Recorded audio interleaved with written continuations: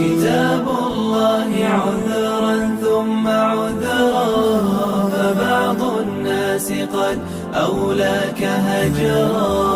أما سمعوا الوصايا من نبي، فصبرا في الشدائد ثم صبرا.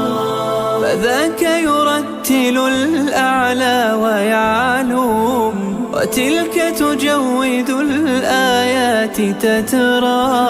وذاك يلملم العبرات شوقا لختم الآيات.